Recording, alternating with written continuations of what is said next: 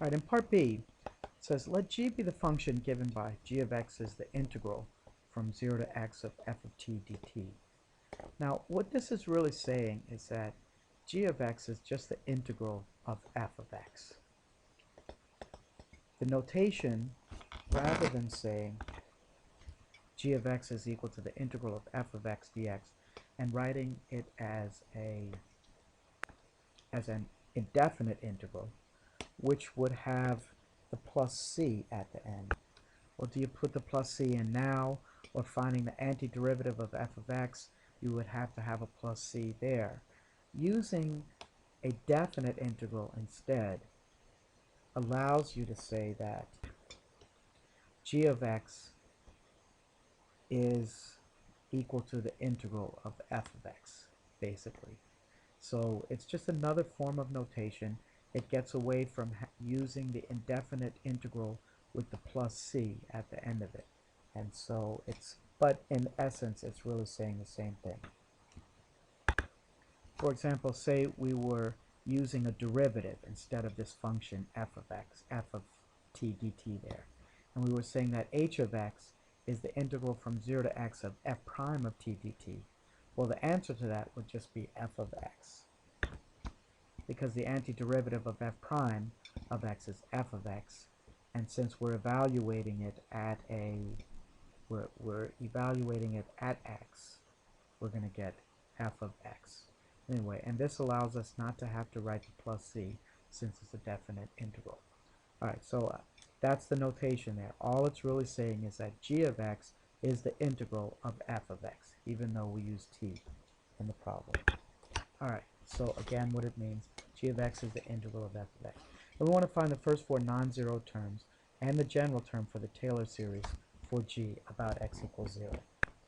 Now, assuming that we have things written the way we have above, so we have g of x is integral from 0 to x of 6e to the negative t over 3 dt. Now, we're just going to take the integral of each of the first four terms there. So the integral of 6 is going to become 6x. The integral of 6x over 3 is going to become 6x squared over 3 times 2. And again, I could have simplified the 6 over 3 to give 2, but instead of doing that, this is allowing me to see the patterns that are emerging from the numbers here. So I'm not going to simplify things until the very end, or if at all. For the next term, it's going to be 6x to the third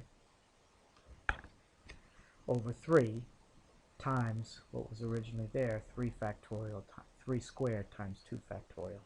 And the next term would be 6x to the fourth over 4 times 3 cubed times 3 factorial. And the general term we could find in almost the same way. You just take the integral of the nth term, and that would be 6x to the n plus 1 divided by n plus 1 times 3 to the n times n factorial. And that's going to be the answer for part B there. Now you can kind of see the pattern emerging in the bottom also in this problem.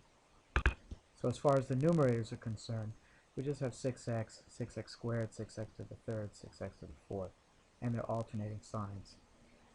What you can see with the denominators, if you look from the fourth term backwards, you have 4 times 3 cubed times 3 factorial.